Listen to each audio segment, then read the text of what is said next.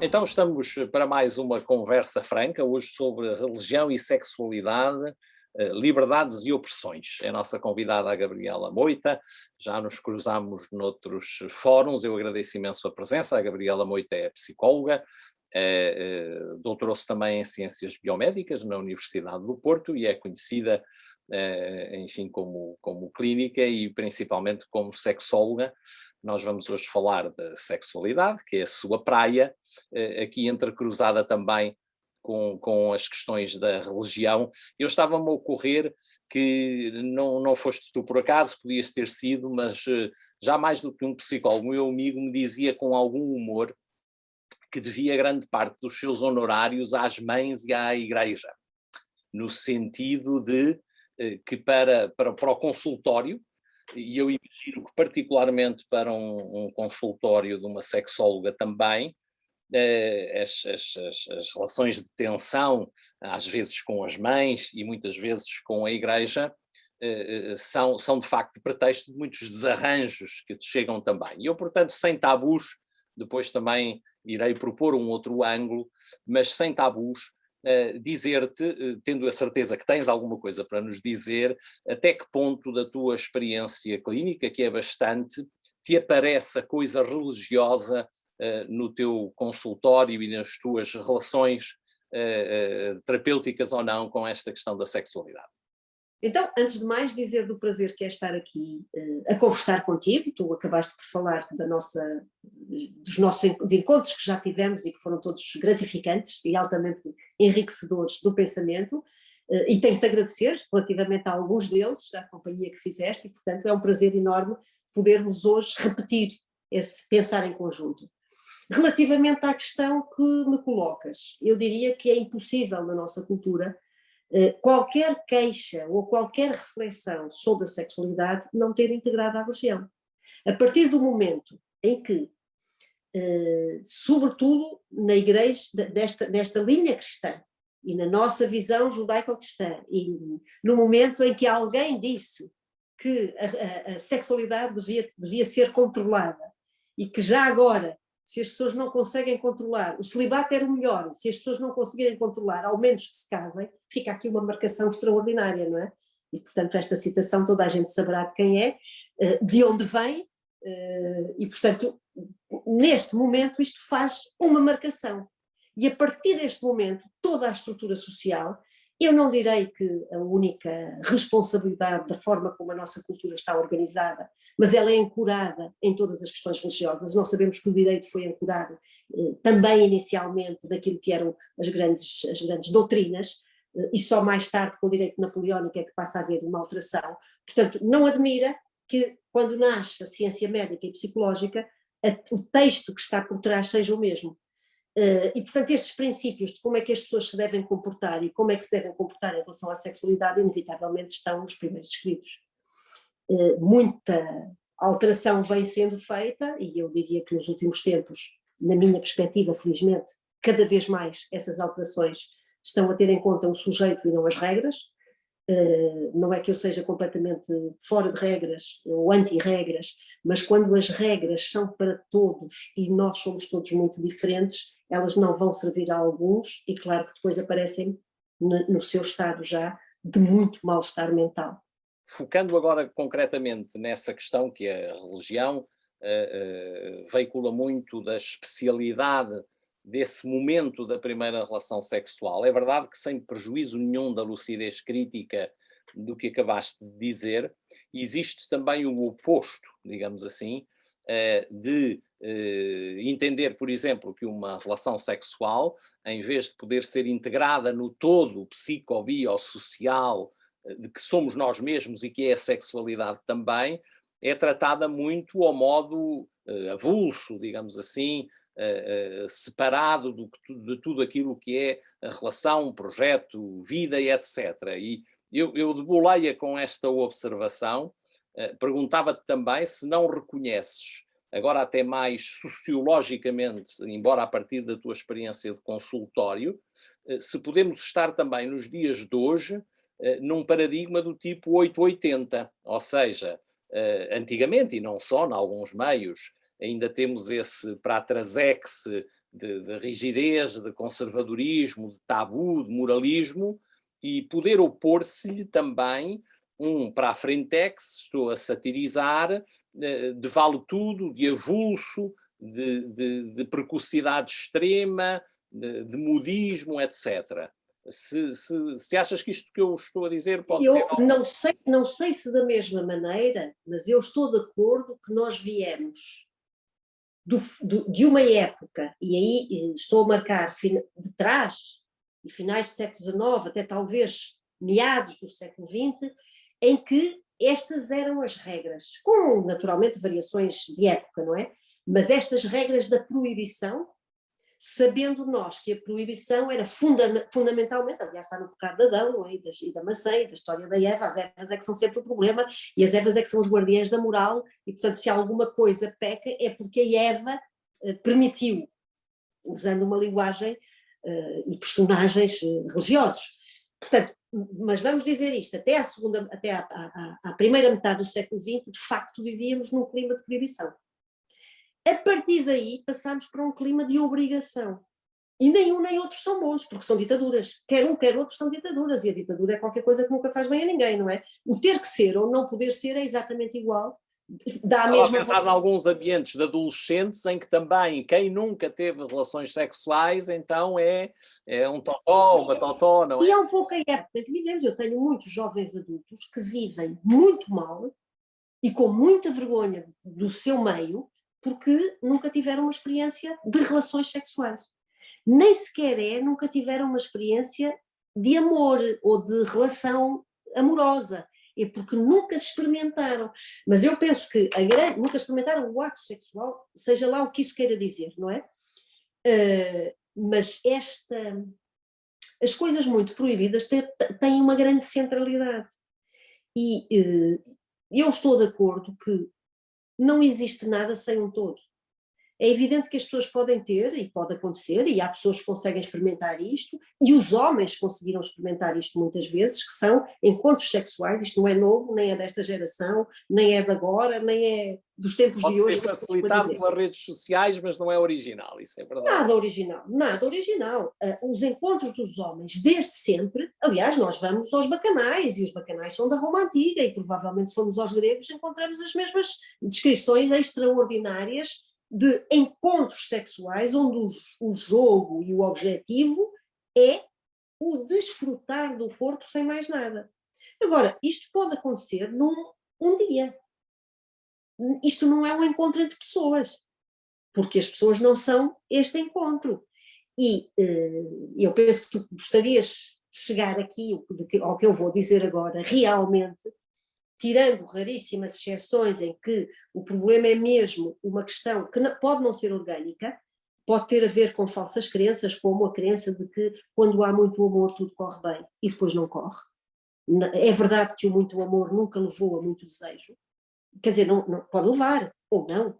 Portanto, não há uma ligação direta, mas muitas pessoas ouviram isto e, portanto, trazem a questão de e isto são discursos que vieram da região e que depois foram apropriados pela ciência de uma outra maneira, e são mitos, não é?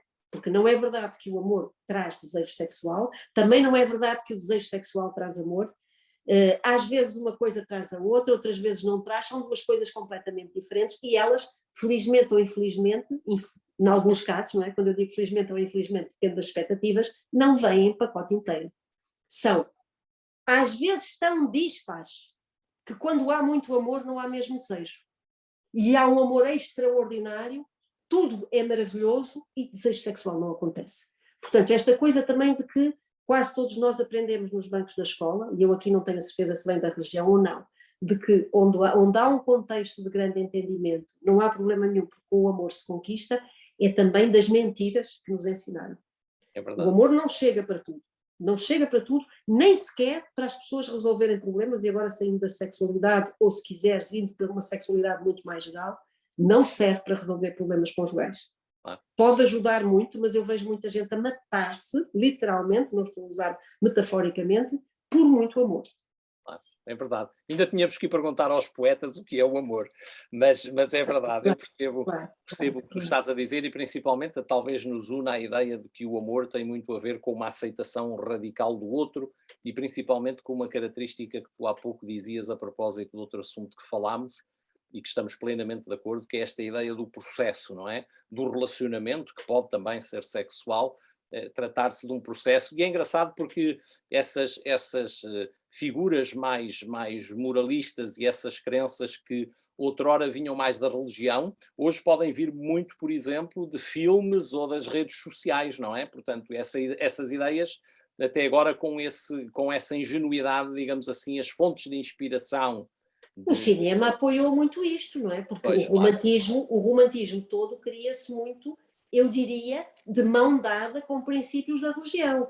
E depois é uma nova roupagem, com uma nova terminologia, inclusivamente, mas é a mesma coisa, não é? Claro. E a medicina vem fazer a mesma coisa. A ciência médica e psicológica, numa fase inicial, vem fazer a mesma coisa. Vai repetir o mesmo modelo, trazendo a linguagem adequada a esta nova ciência que se vai instituindo, não é? As rupturas estão a começar e eu penso que nós estamos a viver, isso sim, numa fase de grandes rupturas. Bom, a vida toda traz isto e vai trazendo sempre rupturas, mas como tu dizias, eu estou completamente de acordo, a nossa sociedade está completamente estruturada e ancorada nas questões da sexualidade. A sexualidade, o género muito, mas também ligado à sexualidade, porque foi assim que nós fomos organizando tudo numa tapeçaria que é difícil, muito bem feita, porque é difícil nós destruirmos. Tiramos-lhe alguns fios e fica lá a textura ainda a sermos condenados, continuar a ser condenados. Por exemplo, a ideia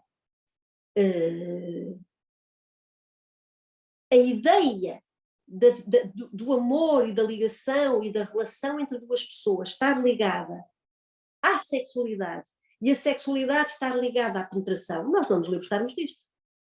Continuamos com isto. Porquê? Porquê que é assim? Quem diz que é assim a vida?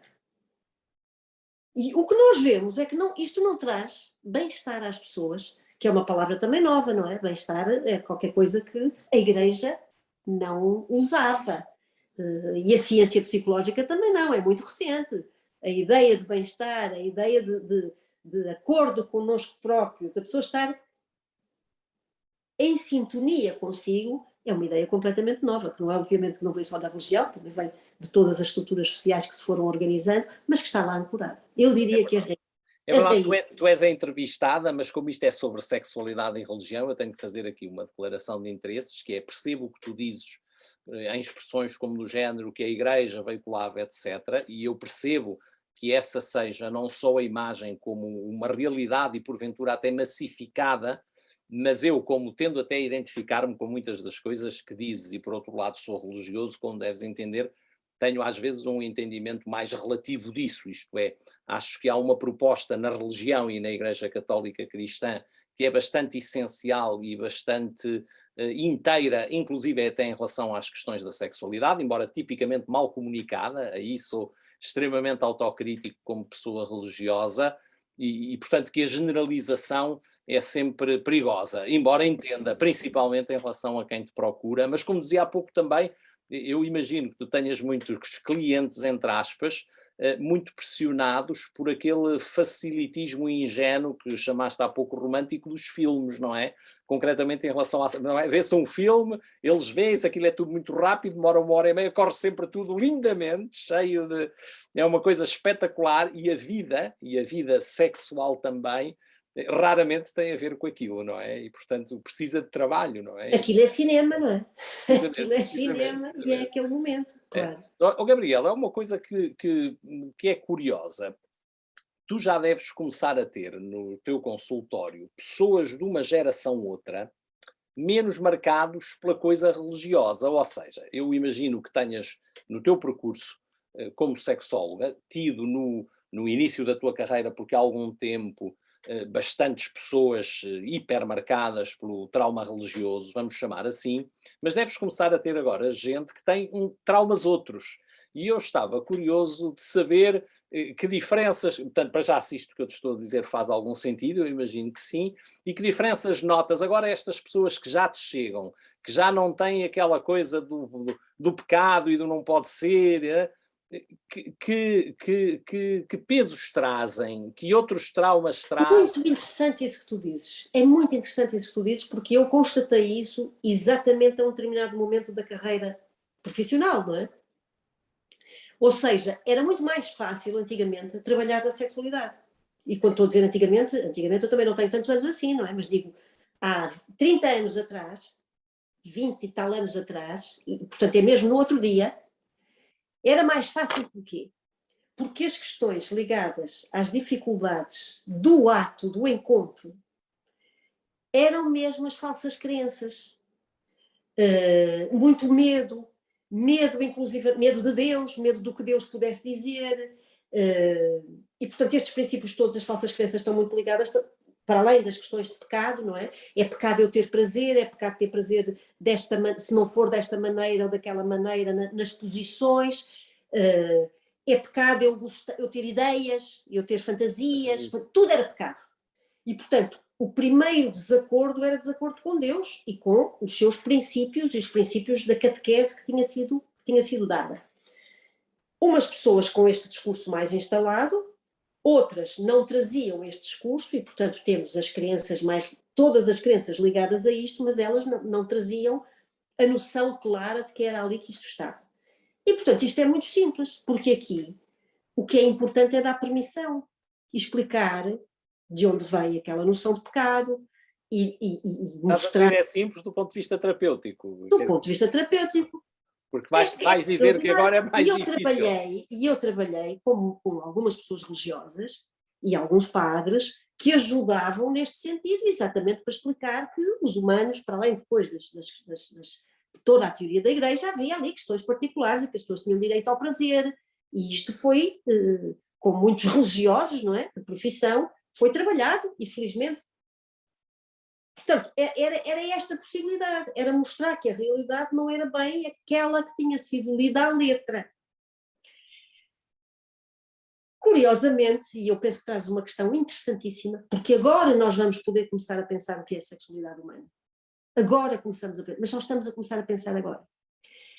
Começa a aparecer, e eu penso que a revolução sexual foi importantíssima, não é? Tudo o que aconteceu nos anos 60 e o que aconteceu nas culturas, e agora sim do ponto de vista social, e que de alguma maneira, bom, e também não podemos deixar de ir buscar tudo aquilo que a industrialização e as sociedades modernas trouxeram à possibilidade da existência do sujeito. O sujeito é uma construção muito recente, não é? Não existia, o sujeito não existia. Existiam as famílias e, portanto, existia a comunidade a que se pertencia, e esta ideia de que eu agora posso ser uma pessoa sem a comunidade, não é que ela não continua a ser importante, mas eu posso ter ideias diferentes e posso ter vida à parte dessa comunidade. Isto é uma coisa do último século, não é? Pouco mais do que isso, talvez um pouco mais. Falta-me aqui alguma precisão histórica.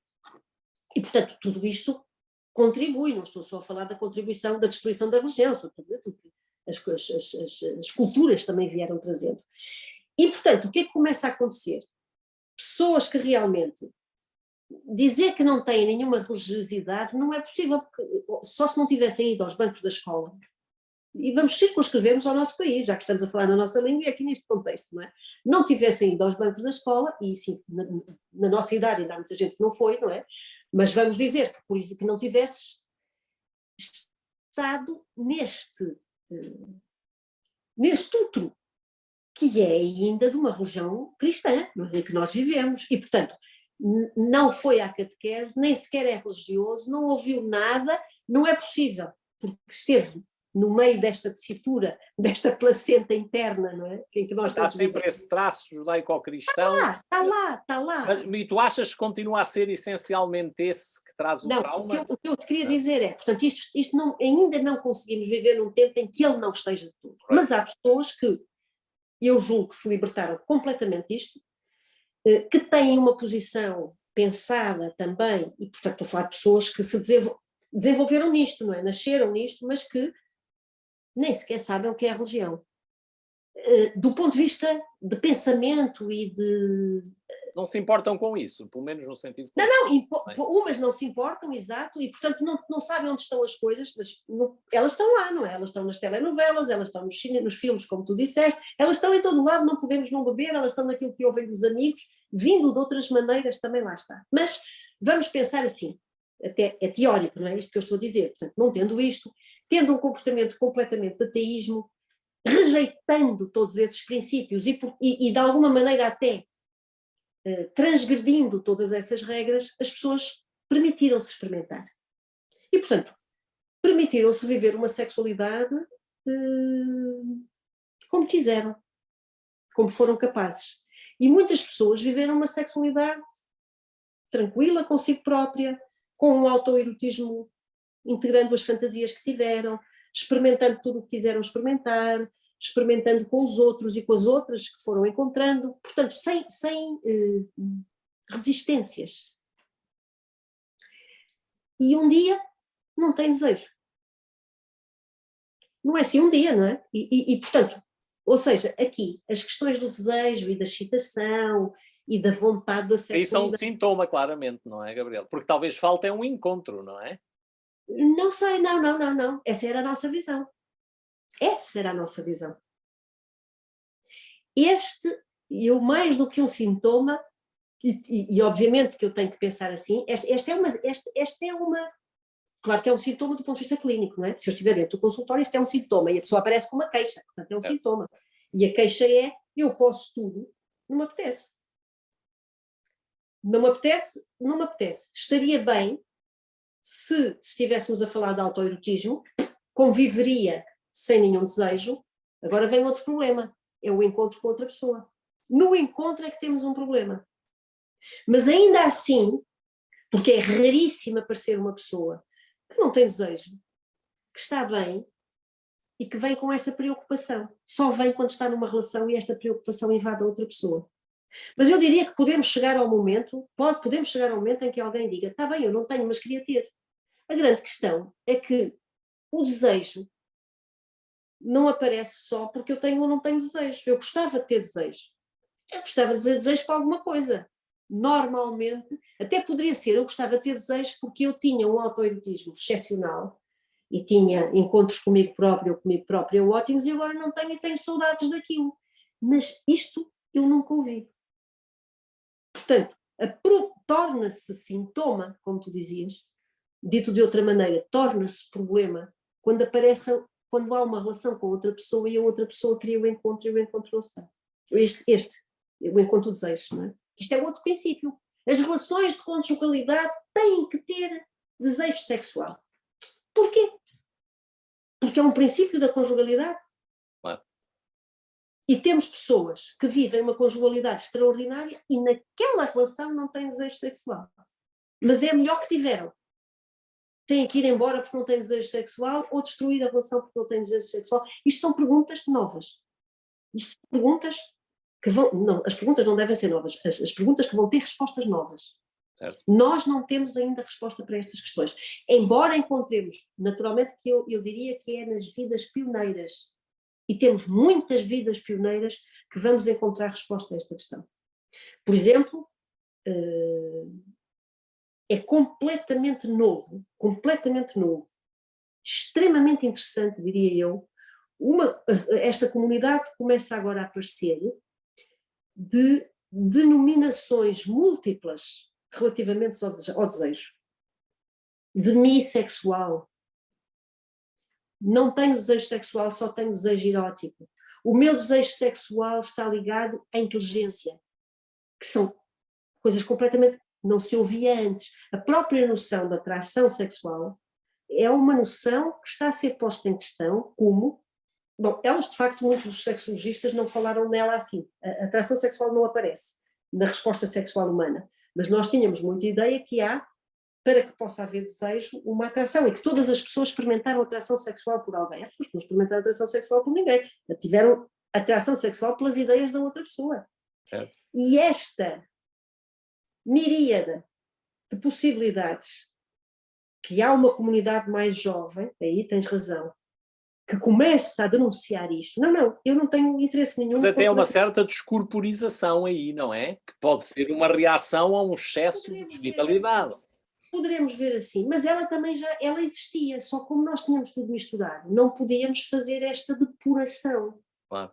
Porque eu estou convencida, e agora é especulação pura, não é? Que esta diversidade só pode existir nos humanos. Porque se nós somos tão diferentes, naturalmente que a nossa forma de aproximação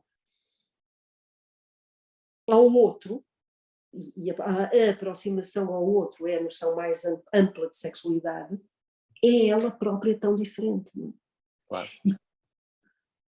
Portanto, isto é novo. Claro. Eu diria, isto é novo, isto é o tipo de... Aliás, nunca houve, como hoje, e isto não é na minha consulta, todos nós na sexologia temos esta experiência, o número maior de queixas é de falta de desejo sexual. Certo. E isto era uma queixa frequente nas mulheres, e agora é uma queixa tão frequente nas mulheres como nos homens. Interessante, interessante. E os homens não podiam, não é? Os homens não podiam dizer que não tinham. Claro, é verdade. Porque isto aqui de que se fala hoje livremente de sexualidade pode ser também um mito. Há melhoras, e eu não trocava, nem tu certamente, o tempo que vivemos hoje a este nível por muitos tempos passados, mas ainda há muito por desbravar, porque os espartilhos ainda são muitos, podem não ser agora os da igreja, mas são outros. Olha, nós ficávamos aqui muito mais tempo, mas eu tenho uma última pergunta que gostava de fazer, que tem a ver também com um momento que a Igreja Católica Romana está a viver, de tentativa de escuta, de dar voz e vez, inclusive a pessoas que estão fora dos círculos religiosos, e só perguntar-te, e vou-te fazer, para a pergunta não ser muito vaga, vou provocar-te, se gostarias de ver na Igreja alguma diferença, algum passo de abertura, ou se quiseres a ti talvez te perguntasse suspeitamente, porque eu sei que no teu doutoramento trabalhaste em particular a questão da homossexualidade, e que pode ser, e que certamente é uma questão também que se cruza e entrecruza muito na tua vida como terapeuta, se vês com bons olhos e até onde gostarias de ver alguns laivos de abertura que julgo conseguires reconhecer, mesmo à distância, enfim, no Papa Francisco e em algum movimento que não está consumado, mas que talvez esteja a fazer de abertura e de conversa em relação à pessoa homossexual. Portanto, se podes comentar um pouco e também num certo sentido de esperança e de otimismo este aspecto. João, eu nesse sentido não posso deixar de te agradecer e de agradecer a todas as pessoas de dentro da Igreja, como tu, que têm uma visão aberta, ampla, de uma alteridade real e não impositiva, e que podem de facto ajudar a que uma instituição que poderia ser absolutamente extraordinária o possa ser de facto. Porque ela é extraordinária por causa da sua arquitetura, não é? Ela tem uma arquitetura de contenção. Portanto, eu não sei se nesta arquitetura de contenção pode haver abertura, mas como tu consegues olhar para essa abertura, eu através de ti permite-me esperar que sim. Terá que naturalmente fazer uma reorganização interna muito, muito grande, porque o fechamento é muito grande, não é? Claro que o Papa Francisco, na minha perspectiva, vou usar assim uma linguagem fácil, abre e fecha, não é? Porque dizer assim, muito bem, bom, acho que é desde logo de uma grande inteligência e de um grande conhecimento do ser humano, é que às vezes, quando eu ouço alguns princípios da religião, e eu até acredito que estas pessoas tenham que pensar nos humanos, não sabem nada de ser humano. Sabem de manipulação, mas de ser humano não. Porque, por exemplo, dizer que, onde é que está a inteligência? Eu ia começar por aí, não é? Dizer que não se pode condenar as pessoas homossexuais, porque não é uma escolha, é brilhante. Não é? É perceber que o sentir não é uma escolha. Mas logo a seguir, e portanto aqui é brilhante, e é inteligente, o sentir não é uma escolha. Nós sentimos e quando sentimos, sentimos. Uma escolha dolorosíssima e que às vezes mata é não podermos avançar com o sentir em alguns contextos e sobretudo em contextos em que não fazemos mal a ninguém. Obviamente que se eu sentir que quero matar o meu vizinho, isto é um sentir complicado porque eu vou destruir outra pessoa. Agora, se eu sentir que eu quero fazer com o meu vizinho, que é uma pessoa adulta, aquilo que o meu vizinho, a minha vizinha, os meus vizinhos, enfim, não quero aqui falar de vizinhos assim, Que os realiza na sua condição, não é? que não faz mal a ninguém e que ficam as duas pessoas realizadas tranquilamente, sem nenhuma implicação em nada nem ninguém, eu não consigo perceber porquê que hão de assumir uma regra qualquer que serve para o prédio ao lado ou para a moradia ao lado, mas que não serve para aqueles que estão a viver naquele lado. Pelo contrário, vão ficar com a vida condenada, como foi a condenação em relação à homossexualidade, a condenação em relação à transexualidade, ou seja, a condenação em relação às pessoas que de alguma maneira não sentem da mesma forma e precisam de viver de acordo com o que sentem sem fazer mal a ninguém. Desorganiza a ordem social? Pois, isso desorganiza, porque temos que abrir e temos que perceber que a ordem social não é aquele guetozinho onde se querem colocar as pessoas todas e que muitas vezes para as colocar se tem que fazer absolutos genocídios. E tem feito. Infelizmente nós sabemos que a Igreja tem feito e, portanto, eu espero que haja quem consiga levar para lá a ideia da abertura. A conversa ia longa e eu retenho, ficou esta ideia enfim, do desejo como matéria da realização, na verdade, do amor de que se falou aqui também, e julgo também do trabalho e do processo que todas estas coisas nos convocam para que sejamos, e isso acho que estamos aqui os dois de acordo certamente, para que sejamos mais humanos e por isso mais felizes. É uma caminhada, isso tens razão. Obrigada pela tua síntese. Ok, muito obrigado, Gabriela. Muito obrigado. Um abraço. Cidade.